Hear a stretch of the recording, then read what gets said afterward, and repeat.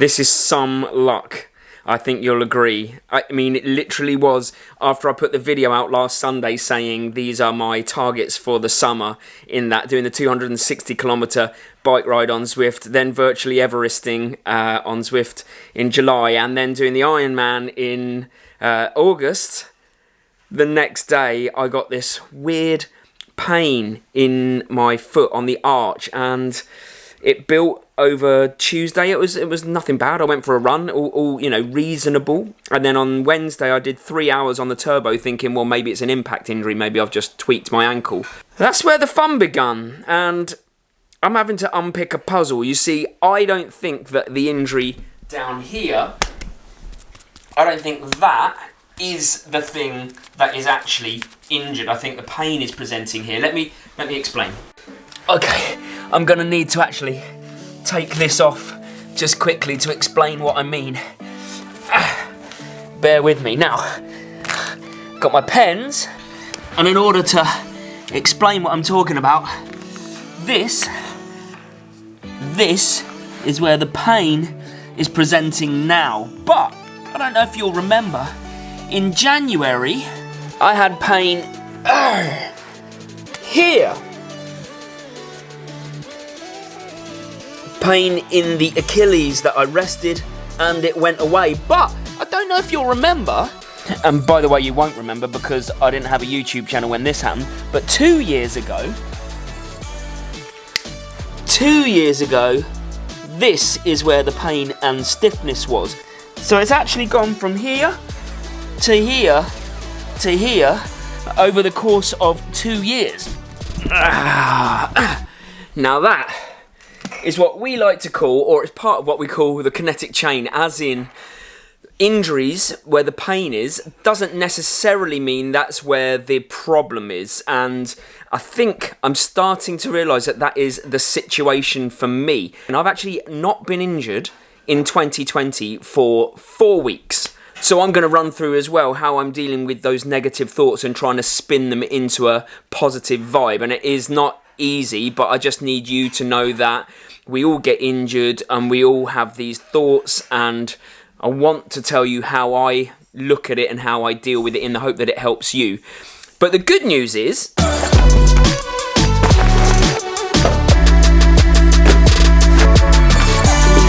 that the lake has opened back up thanks to Laura doing a comprehensive risk assessment and making sure it's all socially distanced. So I'm going to go and do a freezing cold swim. I'm like half dreading it, half looking forward to it, and half dreading it.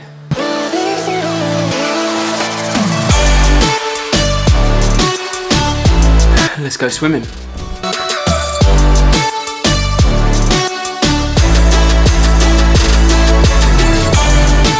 I am dreading this swim.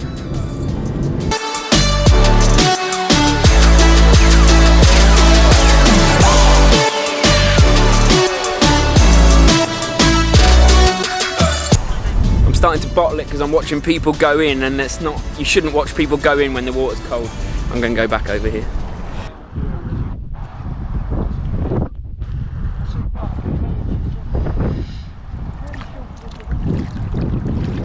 Oh, it's not...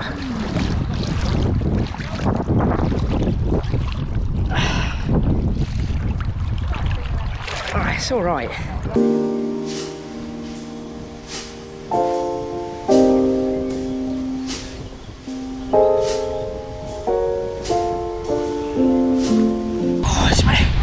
But it all goes down your back. Okay.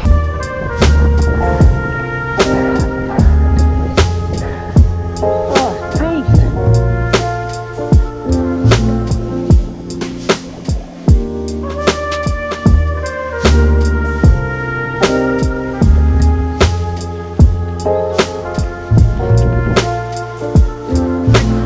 Bye, guys. Alright, it wasn't as bad as I thought, actually. Still shivering uncontrollably, but manageable, much more manageable. Oh, that was totally worth it. That was totally worth it. And I know I was moaning before about it all and, you know, being a bit negative, but actually just that process of going into exercise, whether I like it or not, is enough for me, and it's really changed and lifted my mood. And it's probably a great jumping off point now to talk about how I do deal with negative thoughts, because we all get them. Don't get me wrong. Oh, my hair. we all get these negative thoughts when we're injured and when we're not, and the most important thing is not having those thoughts or not. It's how you deal with them, because they're gonna happen. The first way I deal with negative thoughts when it comes to injury is I don't let myself ever think that I'm fully injured. I always treat it like a match, or like a fixture, like a battle, where I have to beat the injury before it beats me. So with this one, I'm picking apart the pieces of a puzzle to try and work back what is actually causing all of this. What's causing the Achilles tendonitis? What's causing the flare-up of the plantar fascia? What caused 2 years ago the tight calf? It's a game for me. I don't see it as this negative thing to be down on. It's a game, and it's fun. It's like a puzzle. It's, you know, when you give kids puzzles when they're really young and they just love putting it together. My mindset is like that when it comes to my injuries and how I deal with them, I guess. I have to run into Sainsbury's now because I've got to get food for tonight.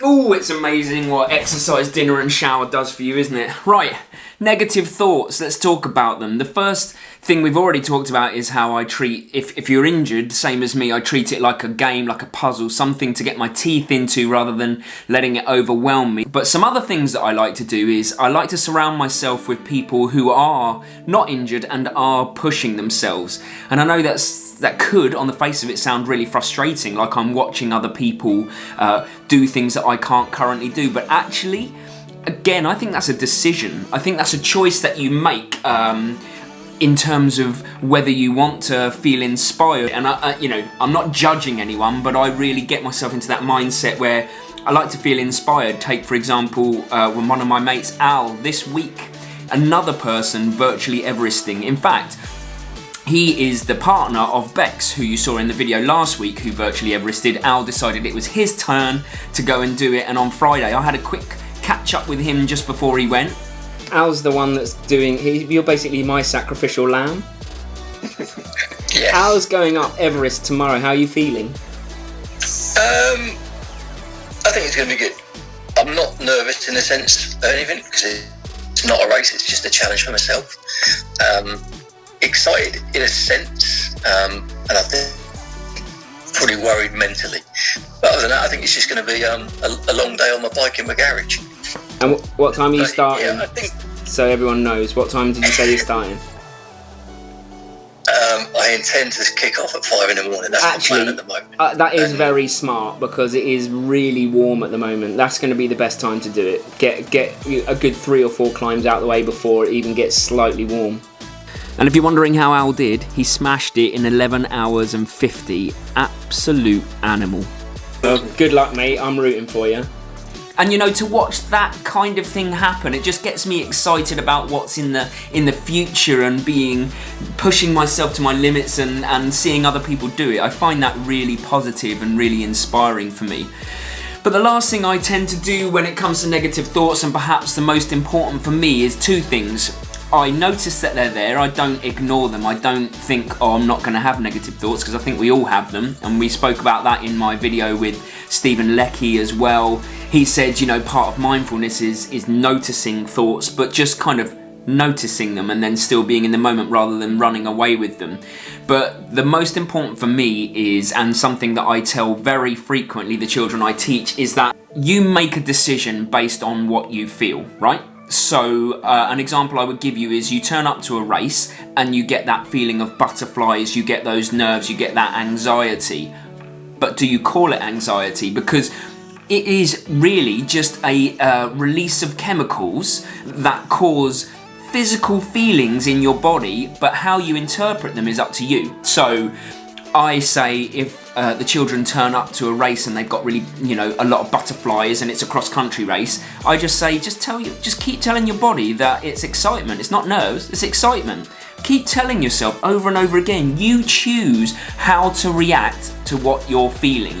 Your thoughts are led by what you're feeling, but you choose your thoughts. all feelings are chemical releases in the body. You then choose what you do about that and how you think about that, and that has got me through a lot of dark times in terms of injury and frustration, is I've chosen how to feel about it.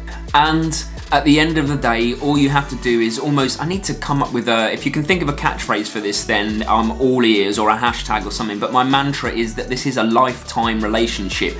This is not something that you get an injury and it knocks you back right out of running. This is just part of that dance, part of the battle, part of the match, whatever you want to call it, but these things are going to happen. You could prepare yourself with the best will in the world and you could still get injured, like me currently, but I'm not going to let it get me down. I'm going to persevere and I'll come out the other side, because this is for life, right?